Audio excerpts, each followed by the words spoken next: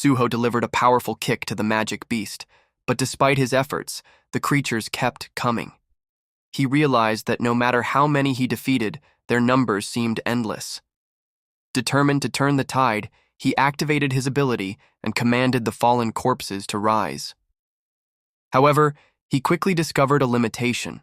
Older souls couldn't be extracted. Even demons were beyond his reach, making the skill far more restricted than he had initially thought. The ground began to tremble violently before suddenly shattering. Rio and the other hunters looked around in confusion, struggling to understand what was happening.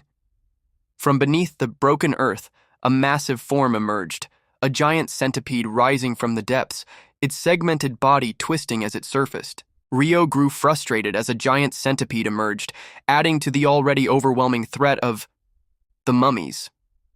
The centipede lunged forward, forcing him and the others to evade its attack. Amidst the chaos, Essel sprang onto its massive body, thrusting her spear in an attempt to wound the creature. However, she struggled as her attacks proved ineffective against its tough exoskeleton. A massive foot slammed into the ground, shaking the entire battlefield. Rio's eyes widened in shock as he recognized the passage from which the creature emerged. It was the same one the Scavenger Guild had entered. The sight of a new and powerful magic beast appearing from that direction signaled a dire turn of events. Suho, after assessing the situation, seemed to agree. However, uncertainty lingered in his mind. The urgent quest had specifically mentioned uncovering the cause behind the Red Gate. He wondered whether the quest would still be completed if the Scavenger Guild managed to defeat the boss. Doubt crept in. Was it truly the right choice to retreat under these circumstances? A massive foot slammed into the ground, shaking the entire battlefield. Rio's eyes widened in shock as he recognized the passage from which the creature emerged. It was the same one the Scavenger Guild had entered.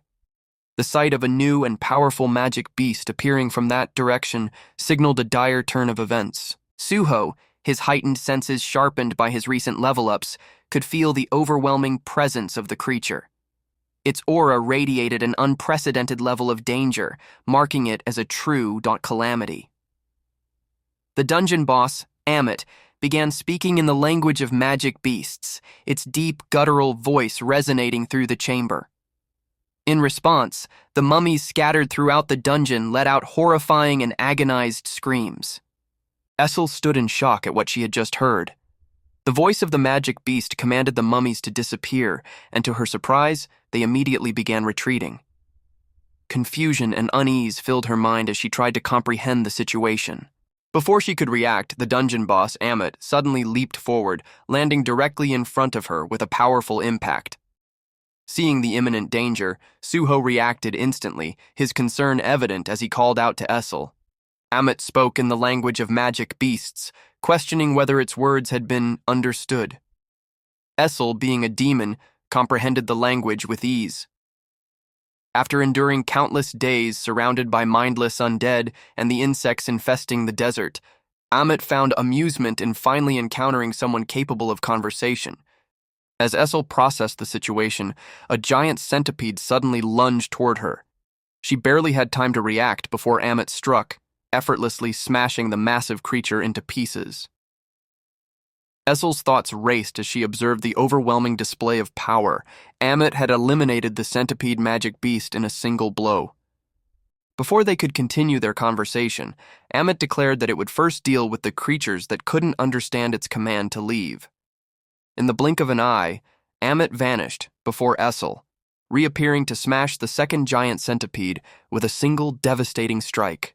The creature was instantly destroyed. Suho, witnessing the scene, couldn't help but think in disbelief. A magic beast was killing its own kind. The giant centipede launched an attack toward Amit, its body glowing and shaking as it screamed. With a swift motion, Amit used its claws to kill the centipede instantly, its body collapsing to the ground. Amit muttered under its breath, expressing its disdain for insects.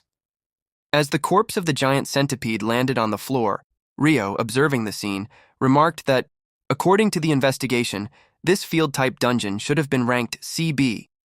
Amit sensed more creatures it couldn't communicate with and launched an attack toward Rio, intending to kill him as well. Rio stood firm, defending himself with his swords. Essel screamed in fear, while Suho lunged forward, delivering a punch to Amut. Suho was enraged by Amut's actions, questioning the creature's lack of principles for killing simply because others couldn't understand it. Amut, seemingly unconcerned, acknowledged that Suho was the only human capable of conversation, but revealed it hadn't given any thought to the concept of principles. Amut delivered a powerful punch, shattering the floor and sending Suho crashing through the wall. Essel screamed out in concern, calling out to the young monarch, furious at Amut's attack. Amut, almost casually, acknowledged Suho's fall and inquired whether he was Essel's companion. Amut, after assessing the situation, stated that he wouldn't kill her, though he wouldn't exactly apologize either.